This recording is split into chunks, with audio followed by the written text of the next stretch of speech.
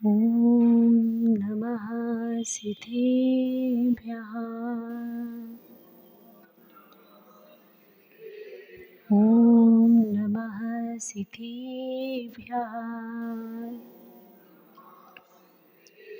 ॐ नमः सिद्धेभ्यः।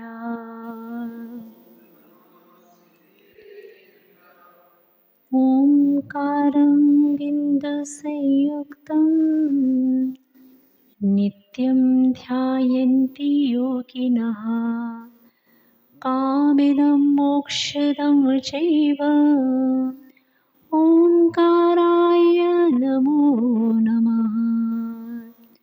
अज्ञानतिमिरान्धस्य ज्ञानाञ्जनशलाकया चक्षुरुन्मीलितं येन तस्मै श्रीगुरवे नमः।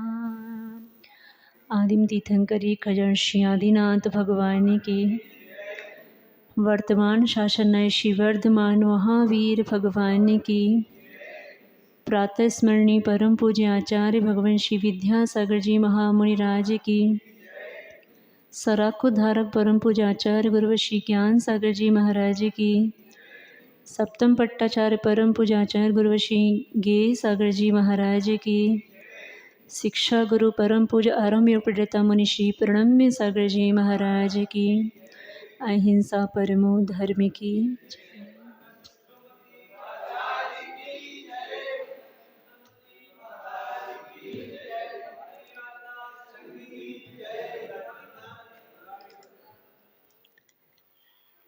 वर्षा योग के निष्ठापन के पश्चात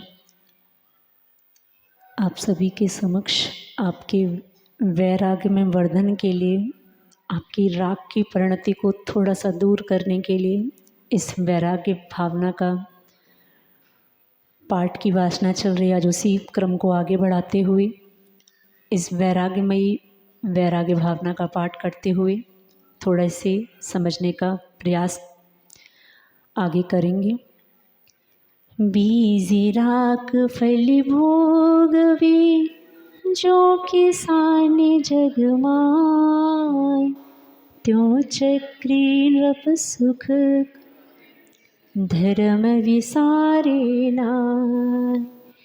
यह विधि राज करे नर नायक भोगे पुण्य विशालो, सुख सागर में रमति निरंतर जात न जान्यो कालो।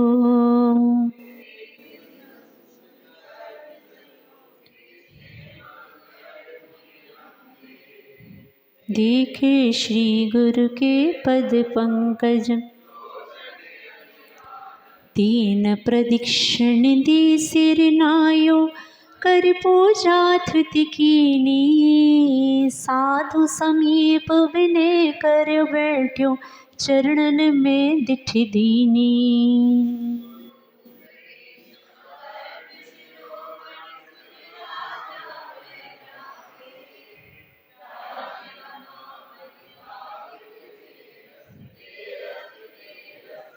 मुनि सूरज कथिनी किरणावली, लगत भरम बुद्धि भागी। भवतन भोग स्वरूप विचार्यो, परम धर्म अनुरागी।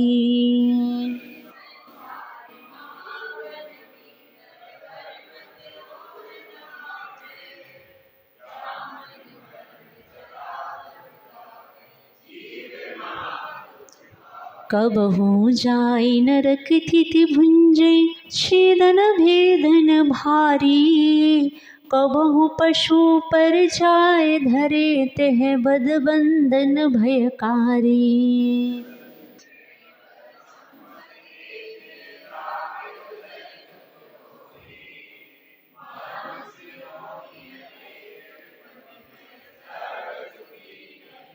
कोई इष्ट वियोगी बिलखे, कोई अनिष्ट संयोगी। कोई दीन दरिद्री बिलखे, कोई तन का रोगी।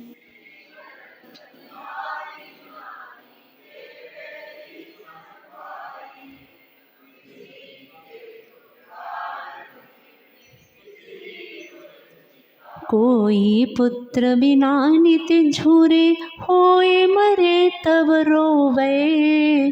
खोटी संतति सो दुख उपजे, क्यों प्राणी सुख सोवे।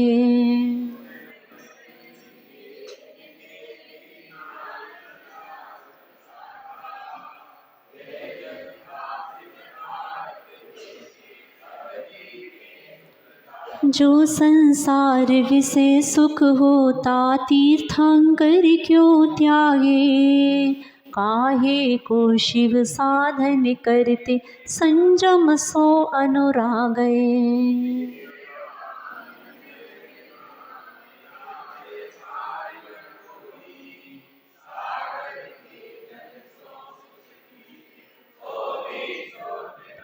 सात कुधातु भरी मल मूरत, चरम लपेटी सोहे। अंदर देखत या सम जग में, अवर अपावन को है।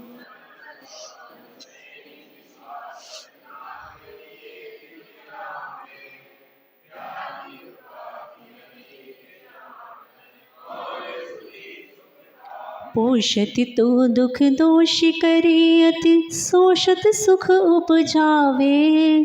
दुर्जन देह स्वभाव बराबर, मूरख प्रीति बढ़ावे।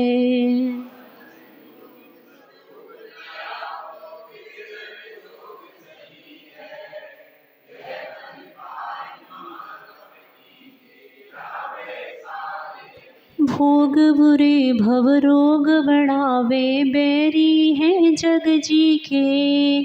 बेरस होए विपाक समय, अत सेवत लागे नीके।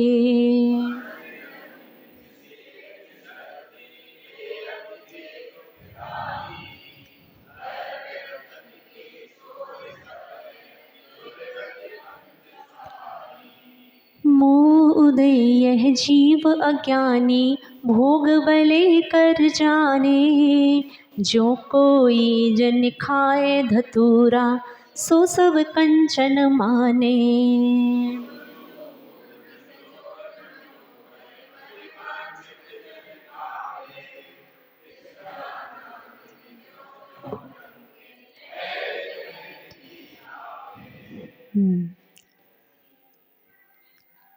कल आपने थोड़ा सा भोगों के विषय में समझा, आज उसी की चर्चा को थोड़ा सा आगे बढ़ाते हुए आप सभी इस बात को अच्छे से जानते हैं, समझते हैं, मानते हैं कि ये आपका जन्म, आप जिस शरीर के साथ आज इस मनुष्य पर्याय में रह रहे हैं, ये शरीर आपको पहली बार नहीं मिला।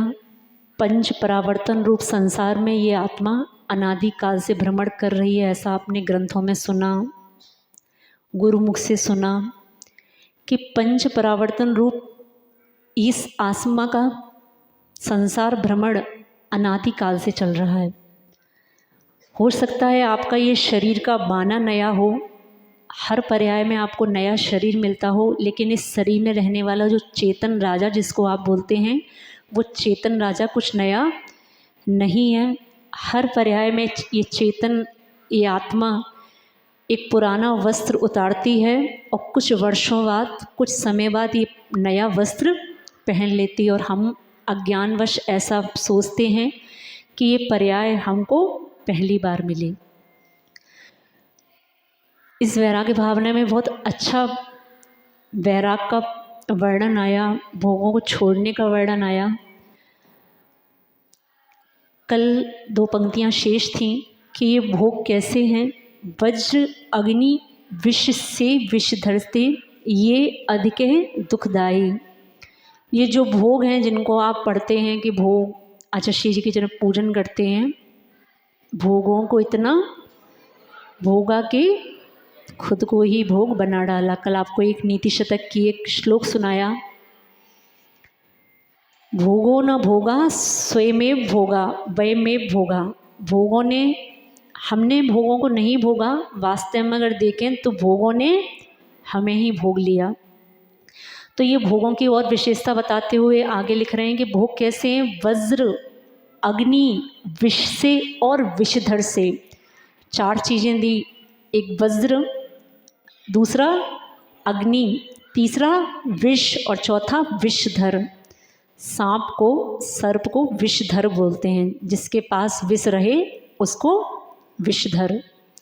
तो ये भोग इन 4 चीज़ों से, इनसे भी अधिक दुखदाई हैं। पत्थर से भी, अग्नि से भी, विष से भी और विष को रखने वाला जो सर्प है, इन 4 से भी अगर कोई ज़्यादा दुख देने वाला, ज़्यादा मजबूत कुछ संसार में है तो क्या, बोलो तो, भोग। और आपको लगते कैसे हैं, नीके, नीके समझते हो, सेवत लाके नीके जब इनका भोग करते हैं तो कैसा लगता है, जैसे कि आपको जब दाद हो जाए, खुजली हो जाए तो खुजाने में कैसा लगता है, बहुत आनंद। खुजली होती है ना, जब तक उस पर कोई नुकीली चीज़ का आप स्पर्श करते रहते हैं, चाहे वो आपके घर में रहने वाला कोई भी पदार्थ हो, कंघा आदि, आप तो घर में कंघा भी नहीं छोड़ते, जब खुजली होती है तब कितना आनंद मिलता है। और वो ही खुजली करते करते एक समय ऐसा भी आता है कि वो ही आपके उसी स्थान पर रक्त प्रवाह का कारण भी बन जाता है। तो भोग कुछ ऐसे ही हैं, जिस समय भोगों को भोगते हैं उस समय बहुत आनंद, लेकिन भोगते भोगते एक दशा ऐसी भी आती है, कैसी दशा, जब वो भोग भोगने में भी पीड़ा होने लगती है। जब आयु का एक ऐसा समय आता है कि वो भोग, अब वो भोग सुहाते नहीं हैं, अब वो भोग दुखदाई प्रतीत होने लगते हैं। तो ये उस सर्प से भी अधिक दुखदाई हैं, विष से भी अधिक दुखदाई हैं। घर धर्म रतन के चोर चपल अति दुर्गत पंथ सहाई। ये जो धर्म रतन को चुराने वाले हैं, ये वो क्या कर रहे हैं, सुबह सुबह अगर मंदिर आने का नहीं मन बनता तो इसका मतलब अभी हमारा सुबह की जो मॉर्निंग है, मॉर्निंग का जो समय है, अभी हमारा किस में निकल रहा है, निकल रहा है कि नहीं। सुबह सुबह बेड टी, नाश्ता, लंच तो नहीं, ब्रेकफास्ट। तो ये समझना, ये धर्म रतन को चुराने वाले हैं। भोगों के माध्यम से अगर हमारे धर्म में बाधा आ रही है तो ये हमारे धर्म रतन को चुराने वाले हैं। चपल, चपल समझते हैं, चपल, चप्पल नहीं, चपल है, चंचल, चपल मना। मनुष्य के मन को उपमा दी, चपल मना मन। ये भोग कैसे हैं, हाँ इधर से वहाँ, चपल, चंचल, दुर्गति पंथ सहाई, और ये आपके लिए दुर्गति में ले जाने में भी सहकारी हैं। मनुष्य के जीवन का किसी ने एक बहुत अच्छा दृश्य का वर्णन करते हुए एक बहुत अच्छा कथानक लिखा। हमने भी कल एक पुस्तक पढ़ी, उसमें बहुत अच्छा कथानक निकल के आया। भावना थी आप लोगों के सामने वो विषय रखें। एक बार कथानक है, काल्पनिक हो सकता है। एक बार ब्रह्मा जी सबकी आयु बांट रहे थे जब इस सृष्टि का निर्माण हुआ। काल्पनिक इसलिए कह रहे हैं क्योंकि सृष्टि का निर्माण हुआ ही नहीं। सृष्टि कैसी है, अनादि काल से है। तो जब सब सृष्टि के निर्माण की प्रक्रिया चल रही थी ब्रह्मा जी के द्वारा, जैसा आप कहानियों में पढ़ते हैं, सृष्टि की रचना किसने की,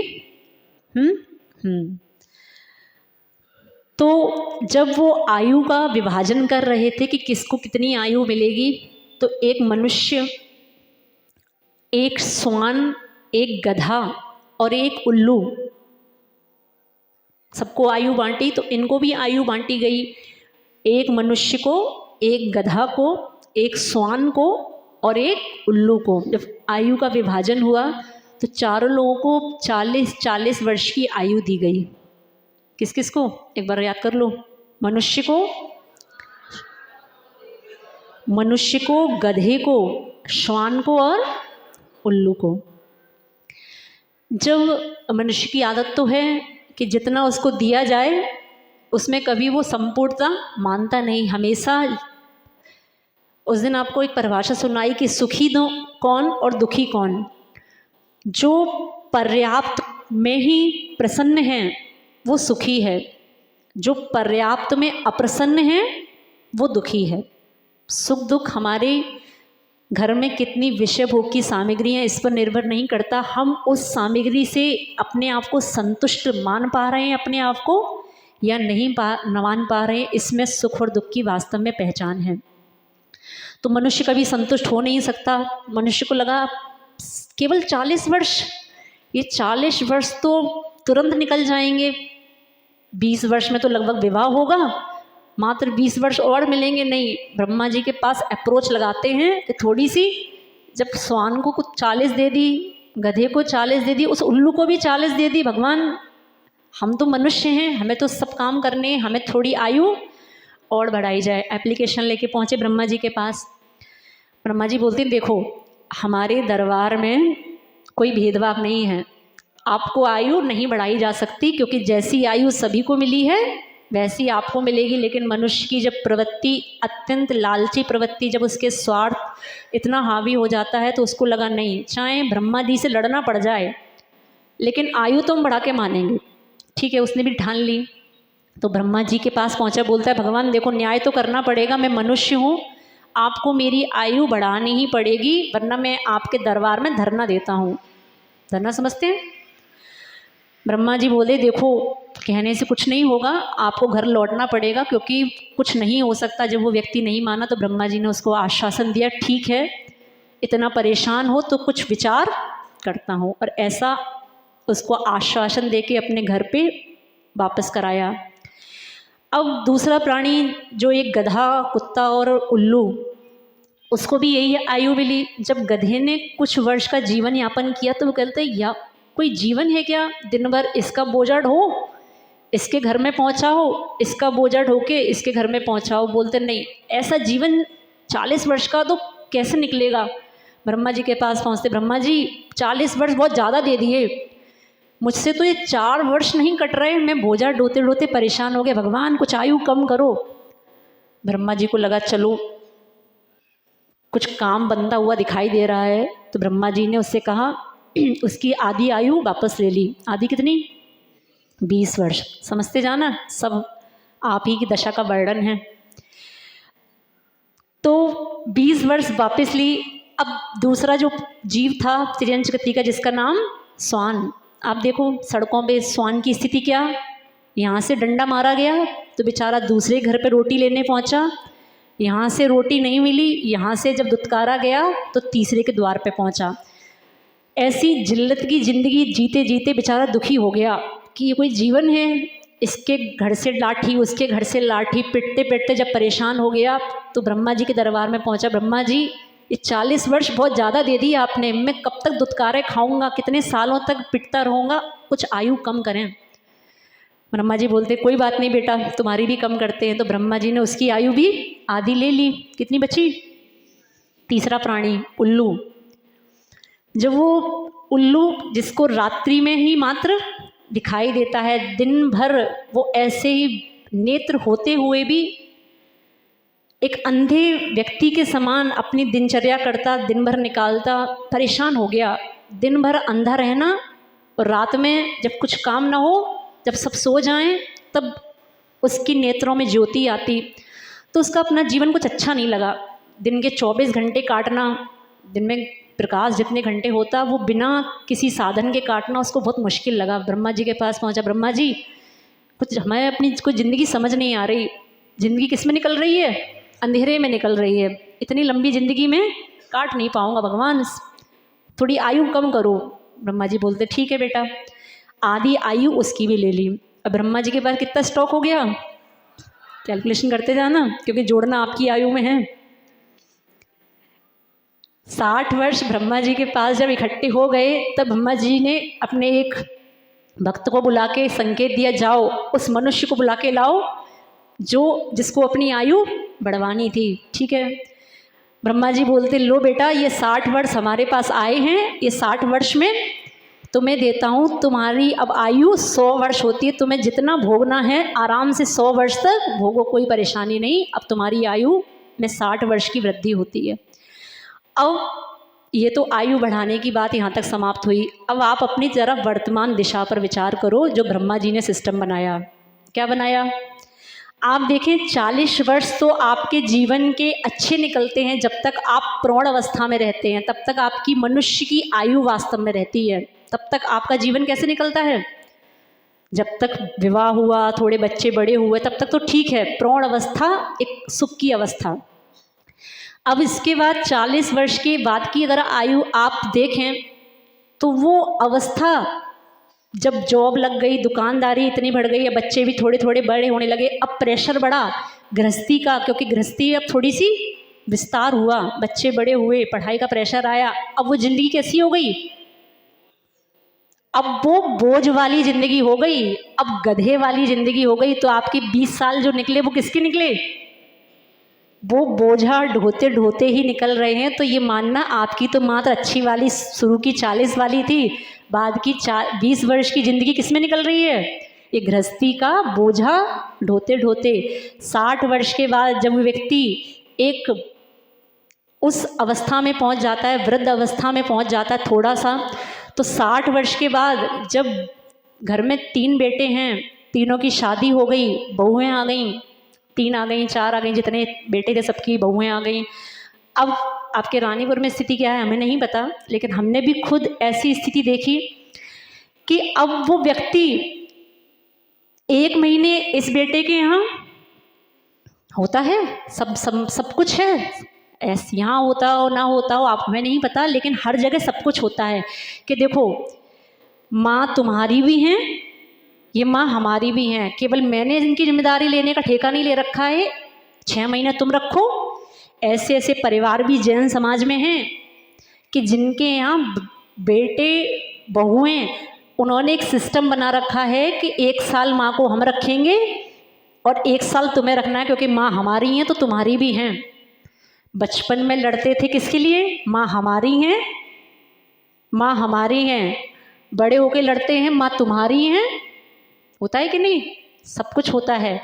तो बाद में जो वो एक स्थिति आ जाती है 60 से 80 वर्ष की, तब जिंदगी किसकी?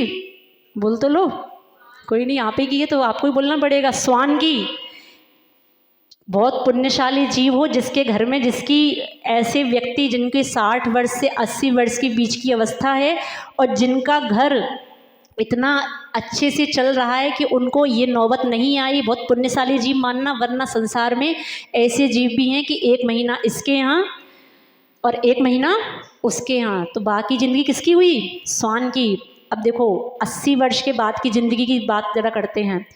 अब इतना बूढ़ा हो गया, अब बेटा पोता तो प्यार करता है, बेटा क्या बोलता है? अब देखो आपसे कुछ होता तो नहीं है, इससे अच्छा क्या है, एक कोने में बैठे रहा करो, ज़्यादा चिक चिक करने की ज़रूरत नहीं है। बड़े लोगों की आदत हो जाती है ना एक उम्र के बाद, अब उन्हें मात्र क्या करना है? अब उन्हें मात्र बोलना है। आपके घरों में भी देखो बुजुर्ग लोग हैं, एक अवस्था में आने के बाद बच्चा और बूढ़ा बराबर है, उसका मात्र काम क्या रह गया? गलती उसकी नहीं है। आज आपका जो वर्तमान है, उनका जो वर्तमान है वो आपका नियम से क्या है?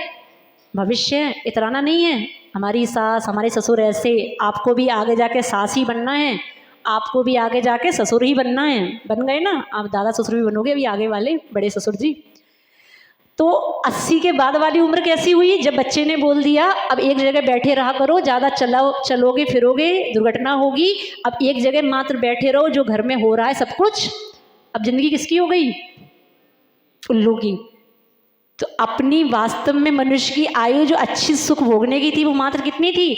जब तक गृहस्थी का बोझ आपके ऊपर नहीं पड़ा था, चाहे वो पुरुष वर्ग हो चाहे वो स्त्री वर्ग हो। तो 40 वर्ष तक की जिंदगी आपकी मनुष्य की है, आगे की 20 वर्ष आपके गधे के हैं, आगे के और 20 वर्ष उस स्वान की पर्याय के हैं, और आगे के जो 80 से 100 वर्ष जिसमें आपको एक कोने में बिठाल दिया जाता है, जब घर के लोग परेशान हो जाते हैं, वो जिंदगी मानना आपकी।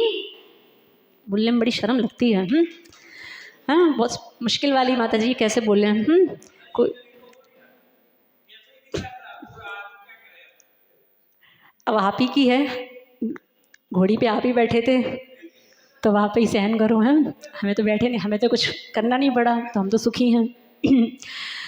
तो आगे क्या लिखे हैं, मोह उदय ये जीव अज्ञानी भोग भले कर माने। ये जीव जो भोगों को अच्छा मानता है, ये मानना ये इसकी मोह की परिणति है। जब तक ये मोह की मदिरा को पीता रहता है तब तक इसको सारे भोग कैसे लगते हैं, कैसे लगते हैं? अरे अच्छे तो बोलो, भोग कैसे हैं? कैसे? बहुत अच्छे। अच्छे नहीं, बहुत अच्छे। आचार्य पूज्यपाद स्वामी महाराज एक कारिका देते हैं स्टोपदेश ग्रंथ में, उसमें वो लिखते हैं, दुरर्जेना सुरक्षेण नश्वरेण धनादिना स्वस्थ्यम मन्यो जन्हा कोपी जर वाणिपि सर्पिषा। सर्पिस समझते हैं? सर्प नहीं, स्टोपदेश नहीं पढ़ा, सुना नहीं कभी? सर्पिश एक शब्द आता है, घी को बोलते हैं सर्पिश। घी को क्या बोलते हैं? घृत सुना होगा, सर्पिश भी सुनो थोड़ा। सर्पिश मतलब घी। तो आचार्य पूज्यपाद स्वामी महाराज ने भोगों के बारे में एक बहुत अच्छी बात कही कि भोग कैसे हैं। आपके द्वारा कठिनाई से कमाए जाने वाला धन, दुरार्जेना, जो आपके द्वारा कठिनाई से अर्जित हुआ धन है, बहुत मेहनत लगती है धन कमाने में। आपको मांग करने में देर नहीं लगती होगी, लेकिन मुश्किल किसमें लगती है? धन को कमाने में। कह रहे हैं कि आपके द्वारा जो कमाया हुआ धन है, भोग सामग्री हैं, ये हर समय आपके भोगों द्वारा आपको ऐसा लग रहा है कि आप इससे संतृप्त हो रहे हैं, लेकिन वास्तव में देखें तो आप इससे रोगी हो रहे हैं। जैसे कि एक किसी व्यक्ति को ज्वर आए, ज्वर आने के बाद कोई व्यक्ति घी का सेवन करे। किसका? हाँ, घी खाने वालों अच्छे से सुनो। कोई व्यक्ति घी का सेवन ज्वर में करे, उसको लगे मैं स्वस्थ हो रहा हूँ, लेकिन आचार्य कहते तुम स्वस्थ नहीं हो रहे हो, तुम अपने रोग को बढ़ा रहे हो। बुखार आए तो सबसे पहले क्या छोड़ना? घी। आपका सुख नहीं छीन रहे हैं हम आपसे, आपको निरोगी होने का उपाय बता रहे हैं कि ज्वर में सर्प आपके लिए विष का काम करता है। समझ में आ रहा है किसका? इसलिए आचार्य ने वहाँ पे कहा कि आपको लग रहा है कि आप बुखार में अगर घी का सेवन कर रहे हैं तो आप स्वस्थ हो रहे हैं, लेकिन आप क्या हो रहे हैं? आप अपने बुखार को और बढ़ा रहे हैं। ऐसे ही मानना कि आपके द्वारा कठिनाई से अर्जित जो धन है, आप उसको भोग रहे हैं, आप उसमें सुख मान रहे हैं, लेकिन वास्तव में ये आपके भोगों को, आपके रोगों को और बढ़ाने वाला है। भोग भोगते समय समझ में नहीं आता, लेकिन वास्तव में एक अवस्था आने के बाद सब समझ में आने लगता है। एक कारिका और दी आचार्य महाराज ने, यद जीवस्योपकाराय तद देहास्यापकारकम और यद देहास्योपकाराय तद जीव्यास्य कारकम। समझ में आ रहा है? समझ में कुछ नहीं आ रहा माता जी, आप तो बस अर्थ बताते चलो। कभी अच्छे ग्रंथ पढ़ने का मन नहीं होता, क्योंकि समय सार जी तो पढ़ने लगे आप लोग, अब प्रथमान्योग के ग्रंथों में दीमक लगने लगी है, तो हमने सोचा कि फिर वो वाले ग्रंथ कौन पढ़े। श्रावक की एक आदत हो गई है, अच्छी नहीं है, थोड़ी अपनी आदतों को सुधारने का प्रयास करें कि आपको लगता है कि हम कौन से ग्रंथ पढ़ने का भाव करें। महिलाओं को नहीं, ये तो बेचारे पढ़ते ही नहीं है, इनकी तो समस्या ही अलग है। कभी कभी मंदिर में जब देखते हैं कि आप भी जब समय सार आदि जैसे ग्रंथों को पढ़ने लगे, तो साधु सोचता है कि जब तुम समय सार पढ़ने लगे, हमारा ग्रंथ तुम पढ़ने लगे, तो हम क्या पढ़ें? हम रत्नकरण शावकाचार पढ़ लेते हैं। रत्नकरण शावकाचार में किसका वर्णन? जब यहाँ पर भी आए थे तब थोड़ा देखा कि अच्छे अच्छे बड़े बड़े ग्रंथ पढ़ने का शौक़ है, कोई बात नहीं, अच्छी बात है, लेकिन मुख्यतः से अगर आप देखें ये समय सार आदि जो ग्रंथ हैं वो उनकी रचना किसके लिए हुई? किसके लिए हुई? पढ़ने कौन लगा? अब साधु की मजबूरी हो गई, तुम पढ़ रहे हो ये, अब छोटे ग्रंथों में लगेगी दीमक, जिसमें तुम्हारी चर्या का वर्णन है। रत्नकरण शावकाचार ग्रंथ, पुरसार सिद्धि उपाय, ऐसे जो ग्रंथ हैं चरणान योग के, जिसमें आपकी चर्या का वर्णन है, वो आपको पढ़ना नहीं। आपको कौन सा पढ़ना है? आपको तो एक आचार पसंद है ना, कौन से? सिर्फ कौन से? आचार्य कुंद स्वामी महाराज, क्योंकि उनके अलावा तो कोई आचार्य है नहीं, तो कुंद स्वामी महाराज के ग्रंथ पढ़ो आप और हम पढ़ लेते हैं आपके वाले ग्रंथ। उस ग्रंथ में क्या लिखा? समयसार जी की कारिकाओं में किसका वर्णन? मुख्यतः किसका वर्णन? शुद्धोपयोग का, अच्छी उत्कृष्ट दशा का वर्णन। अब आप उस दशा को पढ़ने लगे तो हमें पढ़ने के लिए क्या रह गया फिर? साधु क्या पढ़े? तो हमें पढ़ने पड़ते हैं ऐसे ग्रंथ, इष्टोपदेश जी हैं, रत्नकरण शावकाचार्य जी हैं। कभी कभी ऐसे ग्रंथ भी पढ़ लिया करो जिसमें श्रावकों की चर्या का वर्णन है। साधु के 28 मूल गुण की चर्या के वर्णन पढ़ के साधु की चर्या को, साधु को समझाने का प्रयास तो करते हो।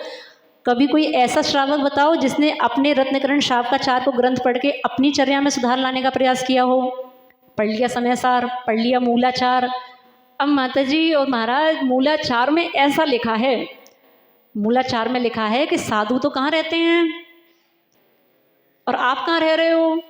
ये ठीक नहीं, क्योंकि मूलाचार में क्या लिखा? तो आप हमें सुधारो, फिर हम किसको सुधारें? अब रत्नकरण शावकाचार्य हम पढ़ें, फिर हम आपको सुधारें। इसको कहते हैं क्या? आपकी परिभाषा में फिर तो परस्पर हो। माताजी, हम आपका उपकार कर रहे हैं मूलाचार को पढ़ा के, आप हमारा उपकार करो। रत्नकरण शावकाचार्य पढ़ा के वर्तमान में स्थिति ऐसी है, समझ में आ रहा है?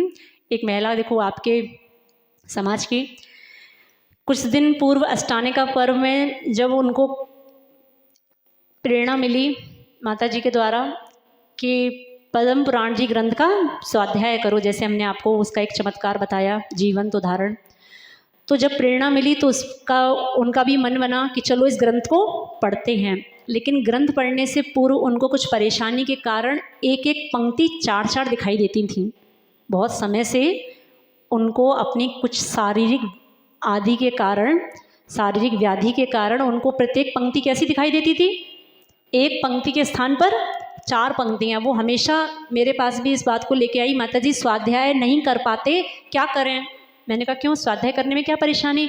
कि माताजी स्वाध्याय करना तो चाहते हैं लेकिन प्रत्येक पंक्ति 4 बार दिखाई देती है, ऐसी कुछ शरीर में परेशानी है, आँखों में परेशानी है, क्या करें? ठीक है, पद्म पुराण जी ग्रंथ स्वाध्याय शुरू हुआ। उन्होंने कुछ दिन में वो पद्म पुराण जी ग्रंथ पूरा किया।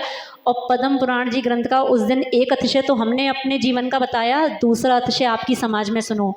कि वो महिला ने बताया, माताजी पद्म पुराण ग्रंथ की पढ़ते पढ़ते मुझे वो 4 पंक्तियाँ एक ही दिखने लगी और माताजी मैंने वो पद्म पुराण जी ग्रंथ पूरा कर लिया और आज वो मेरे पास आई, माताजी मेरा ग्रंथ पूरा हो गया। अब मैं चाहती हूँ, मेरे जीवन में एक कोई घटना घटित हुई है स्वाध्याय के कारण, अब वो स्वाध्याय मैं कभी नहीं छोड़ूंगी और जीवन पर्यंत मैं अब क्या करूँगी? स्वाध्याय करूँगी। आज मेरा मन है माताजी कि मुझे कोई आप शास्त्र दें और मैं जीवन पर्यंत शास्त्रों का स्वाध्याय करूं। तो उनको फिर ऐसे व्यक्ति को मन करता है थोड़ा सा कुछ प्रदान करने का। और समझ के देखें आप, पूज्य गुरुदेव के पास से आज सुबह ही हमें एक ग्रंथ मिला, वहाँ से आया और मन हुआ कि ऐसा कोई श्रावक नगर में है जिसकी इतनी उत्कृष्ट भावना हो रही है स्वाध्याय की, चलो पहली बार ये ग्रंथ पढ़ने को इसी को देते हैं। सोचो, हमने वो ग्रंथ नहीं पढ़ा, हमने तो मात्र स्पर्श किया था। जैसे ही मेरे पास आया मैंने कहा आपकी इतनी उत्कृष्ट भावना है, आज आपकी इतनी तीव्र इच्छा है, तो पहले आप इस ग्रंथ को पढ़ लो, बाद में हम पढ़ लेंगे, क्योंकि हमारे पास तो ग्रंथों की कमी नहीं है। श्रावक को समझ में नहीं आता कौन सा ग्रंथ पढ़ना है। तो इतनी प्रसन्न कि माताजी ये तो आपका बहुत उपकार है कि इसमें आपका भी आशीर्वाद है और आपके गुरु जी का भी आशीर्वाद है। अब तो जितनी शरीर में जो परेशानियां होंगी शेष, वो भी सारी निकल जाएंगी। तो ये सब किसके फल से दिखाई देता है? किससे? सब कुछ देव शास्त्र गुरु में ही चमत्कार संभव है। आंखें चाहिए तो किसकी? श्रद्धा की आंखों से देखोगे तो पत्थर में भगवान पंचम काल में भी दिखते हैं। ऐसा मत मान के चलना चतुर्थ काल में चमत्कार नहीं होते, चतुर्थ काल में भी सब कुछ संभव है, मात्र आपकी श्रद्धा के नेत्रों की आवश्यकता है। तो आचार्य पूज्यपाद स्वामी महाराज ने इस कारिका में कहा, यह जीवस्योपकाराय तद देह अपकारकम। संसार में जितनी भी चीजें हैं जो देह का उपकार कर रही हैं वो आत्मा का अपकार करेंगी। देह का उपकार होगा तो अपकार किसका होगा? अपकार समझते हैं, उपकार का विपरीत। और जो वस्तुएं आत्मा का उपकार करने वाली हैं उनसे देह का क्या होगा? बात समझ में आ रही? यद जीवस्य उपकाराय, जिससे जीव का उपकार होगा, तद देहस्य अपकाराय, उससे देह का क्या होगा? अपकार। और यद देहस्य उपकाराय तब जीवस्य अपकारकम, जिससे देह का उपकार होगा उससे आत्मा का उपकार, और जिससे आत्मा का उपकार होगा उससे, ये तो हो गई आचार्य महाराज की बात। अब आपकी सुनो। आपको लगता है कि प्रतिदिन हम अच्छे अच्छे पदार्थों का सेवन करते हैं, हम अच्छे मालपुआ, अच्छे रबड़ी, रसगुल्ला खाते हैं, तो उससे हमारी देह कैसी हो रही है? पुष्ट हो रही है। लेकिन डॉक्टर से भी पूछ लेना, आचार्यों से भी पूछ लेना, आपकी देह पुष्ट नहीं हो रही, आप अपनी देह का अपकार कर रहे हैं। समझ में आ रहा है? आप अपनी देह का क्या कर रहे हैं? देह का तो आपको लग रहा है उपकार हो रहा है, लेकिन वास्तव में अगर देखो तो आत्मा का क्या हो रहा है? आत्मा का उपकार किसमें है? आत्मा का उपकार किसमें है? जिससे देह का थोड़ा सा अपकार हो। अब देह का अपकार कैसे हो? देह का अपकार कैसे हो? इस देह के साथ थोड़ी सी जाति तो करो। कैसे करो? कभी केशलोच होते हुए देखे? केशलोच में जब केस उखाड़े जाते हैं तो कैसे? जैसे एक किसान घास को उखाड़ता है, बस खींचते चलो खींचते चलो। जैसे एक बार आचार्य श्री जी से किसी ज्ञानी विद्वान ने प्रश्न किया। अब ज्ञानी समझते हो ना, जिनको लगता है पंचम काल में मोक्ष नहीं है, फिर काहे को माता जी बनना, काहे को महाराज बनना, इनको कहते हैं ज्ञानी। हाँ, ऐसे ऐसे प्रश्न भी आते हैं कि पंचम काल में जब मोक्ष है ही नहीं तो क्यों आप लोग अपने शरीर सुखाए जा रहे हो? तो आचार्य श्री से किसी ने पूछा, आचार्य श्री जी केशलोच करने को आगम में क्यों बताया? ऐसा सुना कि केशलोच करने से आत्मा की अनुभूति तो होती नहीं, और आत्मा की अनुभूति तो हर समय होती है। केशलोच मात्र कितने समय होते हैं? साल में कितने बार? उत्कृष्ट देखो तो बहुत बार, 2-2 महीने के अंतराल से 6 बार हो जाएंगे। और वैसे सामान्य रूप से अगर जघन्य रूप में देखें तो कितने बार? काल पता है कुछ? केशलोच भी 3 कालों में होते हैं। एक उत्कृष्ट काल है, एक मध्यम है और एक जघन्य है। अगर आप नहीं, हम ही लोग, तो 2 महीने के अंतराल से अगर केशलोच होते हैं तो वो उत्कृष्ट केशलोच हैं जो आचार्य श्री जी करते थे। एक केशलोच है मध्यम, कि अगर आपकी थोड़ी शक्ति कम है तो आप मध्यम भी कर सकते हैं, 3 माह के अंतराल से भी आप कर सकते हैं। और आगम में तीसरी विधि का भी प्रधान है कि आप अगर सहनन थोड़ा सा और कम है तो आप क्या करें? 4 महीने में भी आगम में छूट दी गई। लेकिन आचार्यों ने एक गाथा के द्वारा एक बात के लिए और जोड़ दिया कि अब 4 महीने के बाद आपके शरीर में करोड़ों रोग ही क्यों ना हो, एक आध नहीं, कितने करोड़ों रोग ही साधु के शरीर में क्यों ना लगे हो। तुम्हें कितना भी बुखार हो, तुम्हें कितना भी निमोनिया हो, मलेरिया हो, डेंगू हो, तुम्हारा तुम जानो, लेकिन 4 माह के बाद 1 माह की 1 दिन की भी देरी नहीं होनी चाहिए। उसके लिए आप पाप के भागी होंगे। फिर ऐसा किसने कहा? तो आचार्य श्री जी से जब किसी ने पूछा, आचार्य श्री जी केशलोच क्यों करते हैं, केशलोच करने से क्या आत्मा को सुख मिल रहा है? आचार्य श्री ने उसके कुछ कारण दिए। पहला कारण बताया कि देखो, साधु एक व्रत का पालन करता है जिसका नाम होता है अपरिग्रह महाव्रत। कौन सा? अपरिग्रह महाव्रत। क्योंकि आचार्य कुंदकुंज स्वामी महाराज ने अष्टपाहुड़ में कहा कि जो साधु एक तिल मात्र भी परिग्रह रखता है वे निगोद में जाने का फिर पात्र बनता है। कहाँ जाने का? तो आचार्य श्री जी ने कहा कि जब शास्त्रों में कहा है कि साधु को कुछ रखना नहीं, तो फिर मैं अपने पास उपकरण कैसे रख सकता हूँ? अब श्रावक ने दूसरा तर्क दिया, कोई बात नहीं आचार्य श्री जी, आप मत रखें। कभी कभी जब थोड़ा सा साधु के प्रति अपना वात्सल्य का भाव अधिक होता है तो बेटियां कहने में आ जाता है कि माता जी इतनी पीड़ा क्यों सहना, माना कि आपको नहीं रखना, आपको वो अस्त्र शस्त्र का प्रयोग नहीं करना, ठीक है, समाज तो कर सकता है। मान लो हम आपके पास रहें, आप नहीं रखो, ऐसा ही आचार्य से किसी ने कहा कि आप नहीं रखो आचार्य जी, लेकिन कोई और तो रख सकता है, उसके लिए निषेध क्यों? तो आचार्य जी दूसरा कारण बताते हैं। दूसरा कारण क्या? कि देखो, मैं तुमसे केशलोच के लिए कहूँगा कि मेरे बाल हटा दो, मेरे केशों को निकाल दो, तो मैं तुमसे याचना करूँगा। क्या करूँगा? और साधु किसी से मांगता नहीं। साधु को क्यों मांगना? साधु की चर्या तो स्वाधीन चर्या है। जब उसको लगे उसके केश बढ़ गए हैं, जब उसको लगे कि आगम के अनुसार जो काल कहा गया है, उसने बैठा और कंडे की राख,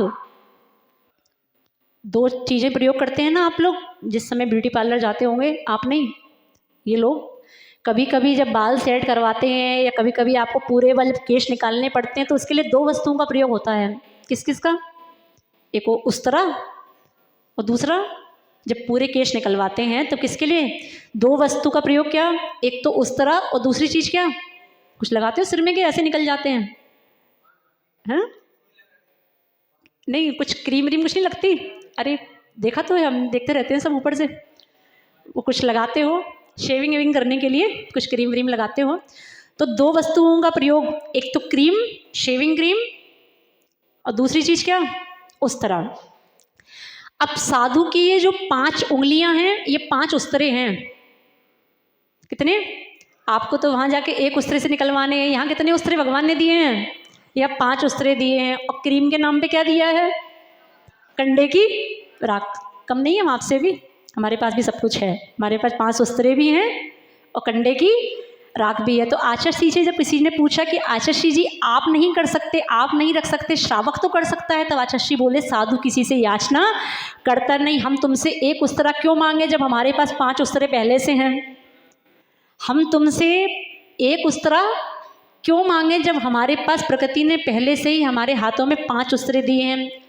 तो श्रावक कहता ठीक है आचार्य ये भी मान लिया।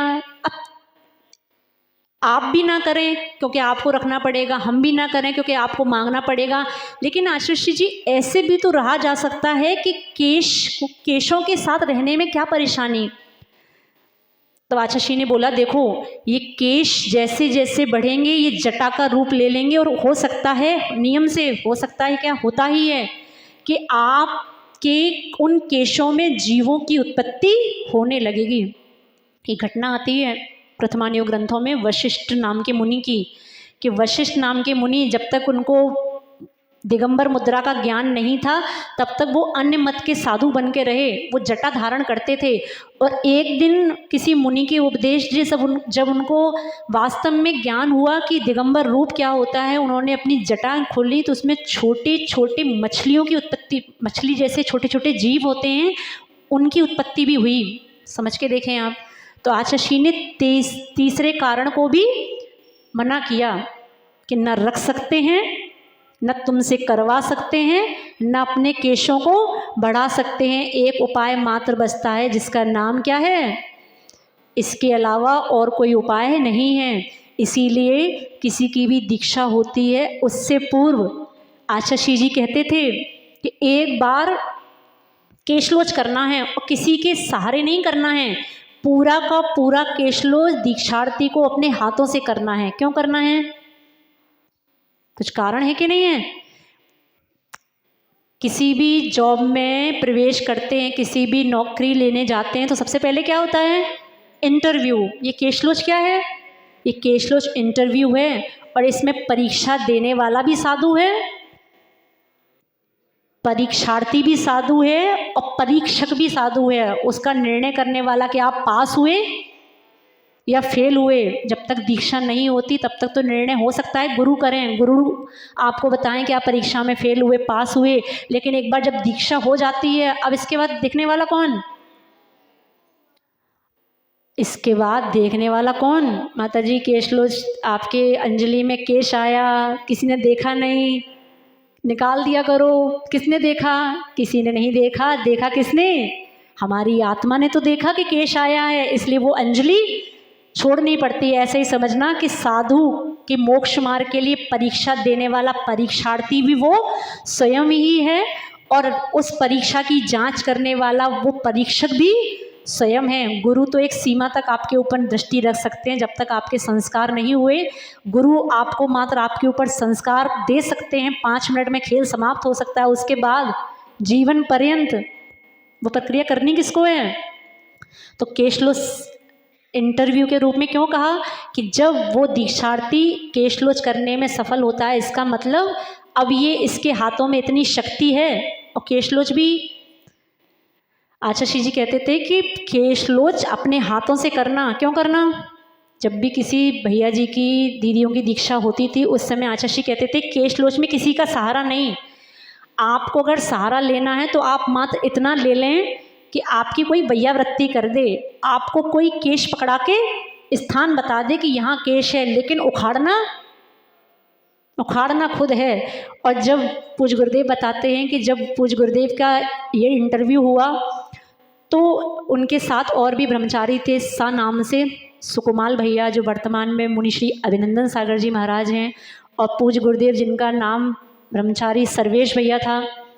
तो ऐसे जब भैया लोगों के केशलोच हुए तो रात से बैठे केशलोच में जब बहुत समय लगा, जब एक समय आने के बाद केशलोच पूरे हो गए लगभग 10 से 11 घंटे में, तो आचार्य श्री जी कमरे में आए निरीक्षण करने और बहुत प्रसन्न मुद्रा से सबको आशीर्वाद देते हुए बोलते हैं सब सा वाले पास हो गए। क्या? क्योंकि सब सासा वाले बैठे थे, सा नाम वाले, तो आचार्य श्री बोलते सब सासा वाले सब पास हो गए। और आचार्य श्री इतने प्रशस्त भावों से सबको आशीर्वाद देते हुए कक्ष से निकलते हैं।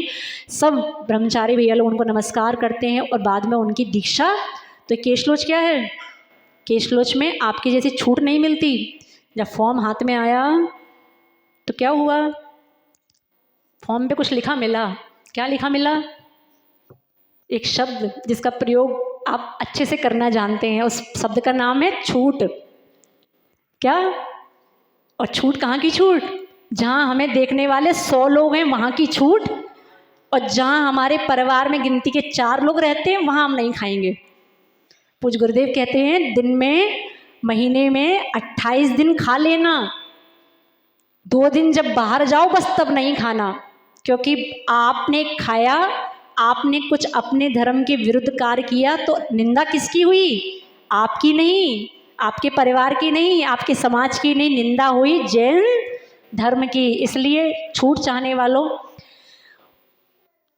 महाव्रतियों की चर्या को याद रखना कि महाव्रती जिसको कितना भी ज्वर हो, किसी भी प्रकार की व्याधि हो, किसी भी प्रकार का रोग हो, करोड़ों रोग एक साथ क्यों ना लगे हो, जब आगम हमें छूट नहीं देता किसी भी प्रकार की, समझ में आ रहा है? ऐसा तो नहीं होता ना कि अब जनवरी आने वाली है तो माता जी एक कंबल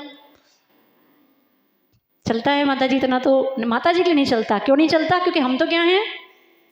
चलता किसके लिए?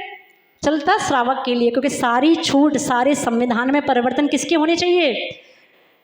सारे संविधान में परिवर्तन होने चाहिए सब श्रावकों के लिए, क्योंकि साधु तो पंचम काल का है ही नहीं। साधु कौन से काल का है? चतुर्थ काल का है ना। तो आप इस बात को विचार करके देखें, आप किसी भी त्यागी हुई वस्तु के संबंध में अगर छूट चाहते हैं, उस समय दिगंबर योगियों को, महाव्रतियों को स्मरण करना कि इनकी चर्या में इनको जीवन पर्यंत एक ही चर्या पालन करनी पड़ती है, चाहे बुखार हो। सर्दी का समय आने वाला है, तैयार रहना। सुबह निहार में ना जा पाओ कोई बात नहीं, कम से कम रजाइयों में बैठे बैठे हाथ जोड़ के नमस्कार कर लिया करो। किसको?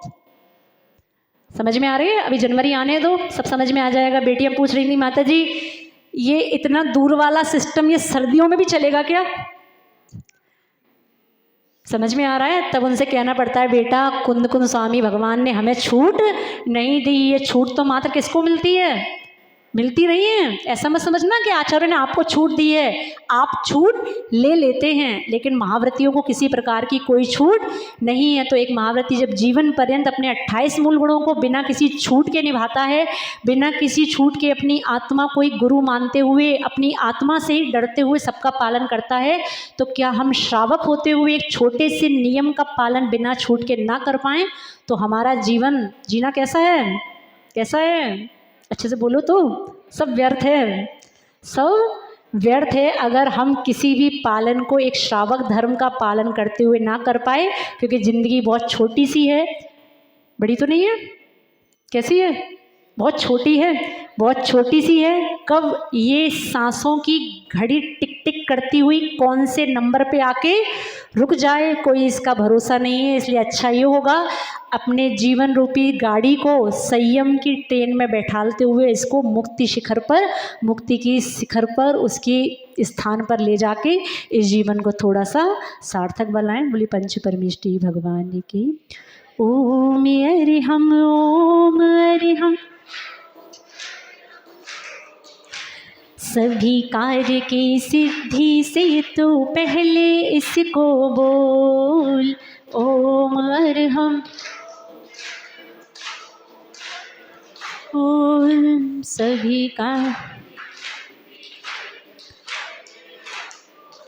ग्रीष्म की धूप में, शीत की धुंध में, वर्षा में तरु तले ठूठ से जो खड़े, सबका परमात्मा बन गया आत्मा, सबका परमात्मा बन गया आत्मा, खुद में ही खो गए हैं हम, उन्हीं के हो गए हैं हम, उन्हीं के हो गए हैं।